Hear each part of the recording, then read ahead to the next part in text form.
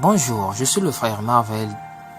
Aujourd'hui, nous traiterons un sujet un peu particulier et intitulé la foi. Notre thème intitulé la foi. Nous savons que la Bible dit dans Hébreux 11:1 que la foi est une ferme assurance des choses qu'on espère, une démonstration de celles qu'on ne voit pas.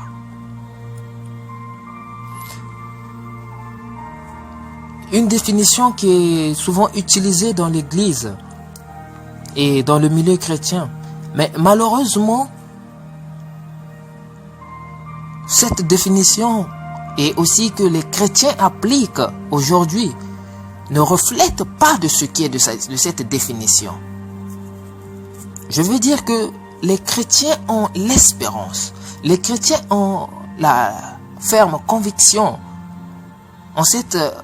en Dieu. Et face à des situations quelconques, les chrétiens tremblent.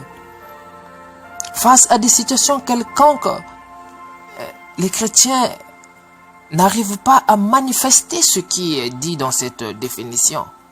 Ils ne obtiennent pas ce qui est dit dans cette définition.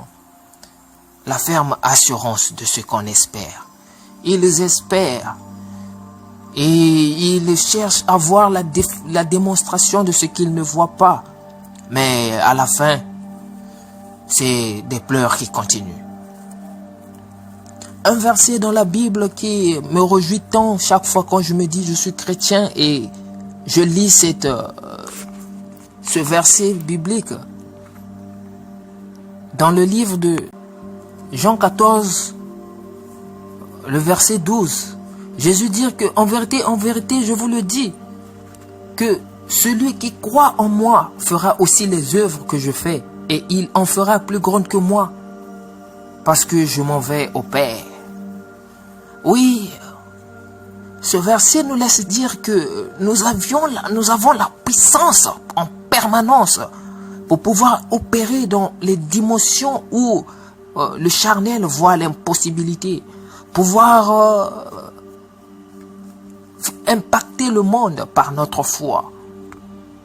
Car la même Bible dit que la puissance nous a été donnée pour guérir les malades, chasser les démons et marcher sur les serpents.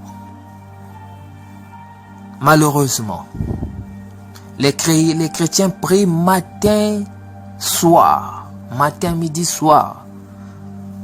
Et ce sont les premiers encore à courir par-ci par-là pour chercher les miracles. Ce sont les premiers à chercher à obtenir ce qu'ils espèrent croire.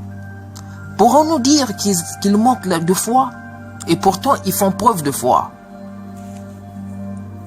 Il est important de connaître qu'est-ce qui constitue la foi. Parce que lorsque nous verrons dans la Bible dit que Élie était un homme de même nature que nous. Mais Élie a invoqué le feu et le feu est tombé.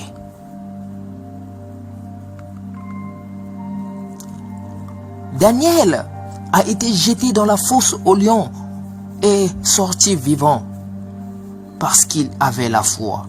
Shadrach, Meshach, Abed-Nego, oui, 3 hommes de même nature que nous ont été jetés dans la fournaise.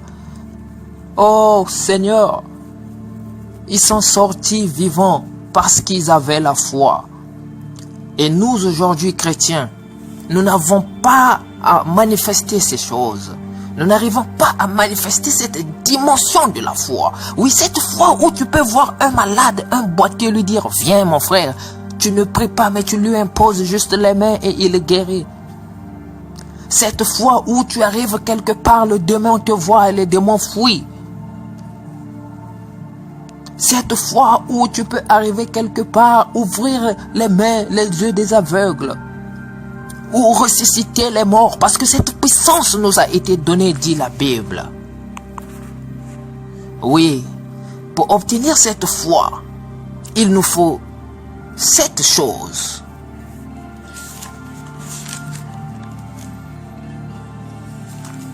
Et ces 7 choses sont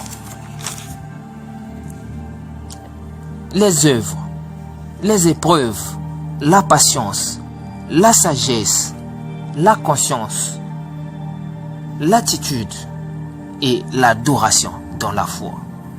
Je veux dire les épreuves dans la foi, les œuvres de la foi, la patience dans la foi, la sagesse dans la foi, la conscience dans la foi, l'attitude dans la foi et l'adoration dans la foi. La manifestation de ces 7 points forme l'assurance. Car sans l'assurance, dit l'apôtre Jacques, que notre foi est morte. Dans notre prochaine étude, nous étudierons point par point pour connaître comment avoir cette foi qui fera manifester en nous la puissance d'obtenir tout ce que nous désirons. Soyez richement bénis. Bonjour, je suis le frère.